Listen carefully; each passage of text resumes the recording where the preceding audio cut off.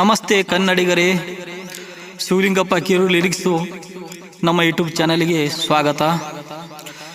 ಸ್ವರಚಿತ ಕವನ ಅಬ್ಬಬ್ಬ ಬೇಸಿಗೆ ಕವನವನ್ನು ಓದುತ್ತೇನೆ, ಕೇಳಿ ಆನಂದಿಸಿ. ನಮ್ಮ ಯೂಟ್ಯೂಬ್ ಚಾನಲನ್ನು ಸಬ್ಸ್ಕ್ರೈಬ್ ಮಾಡಿ.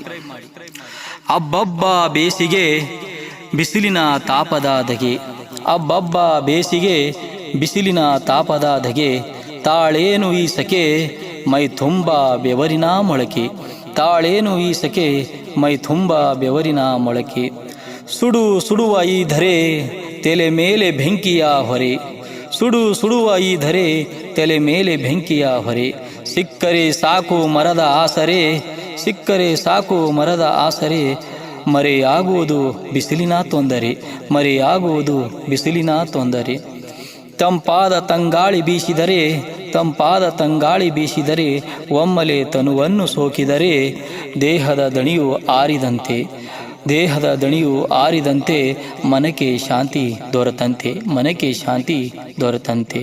ಅಬ್ಬಬ್ಬ ಬೇಸಿಗೆ ಬಿಸಿಲಿನ ತಾಪದ ಧಗೆ, ತಾಳೇನು ಈ ಸಕೆ ಮೈ ತುಂಬ ಬೆವರಿನ ಮೊಳಕೆ, ಕುಡಿದರೆ ನಿಂಬೆಯ ಸರ್ಬತ್ ನೀರಿನ ಅಂಶ ಕಡಿಮೆಯಾಗುವುದು ನಿಯಂತ್ರಿಸುತ್ತದೆ, ಕುಡಿದರೆ ನಿಂಬೆಯ ಸರ್ಬತ್ ನೀರಿನ ಅಂಶ ಕಡಿಮೆಯಾಗುವುದು ನಿಯಂತ್ರಿಸುತ್ತದೆ.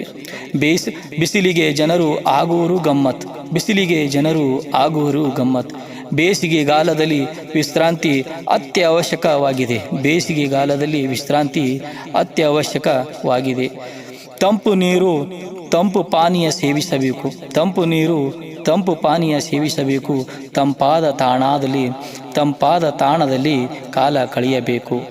ಎಷ್ಟು ಕಠಿಣವೆನಿಸಿದರೂ ಬೇಸಿಗೆ, ಎಷ್ಟು ಕಠಿಣವೆನಿಸಿದರೂ ಬೇಸಿಗೆ ಮರೆಯಬೇಕು, ಪ್ರತಿಯೊಂದು ಕಾಲವು ಆಧಾರದಿಂದ ಸ್ವೀಕರಿಸಬೇಕು, ಪ್ರತಿಯೊಂದು ಕಾಲವು ಆಧಾರದಿಂದ ಸ್ವೀಕರಿಸಬೇಕು. ಧನ್ಯವಾದಗಳು.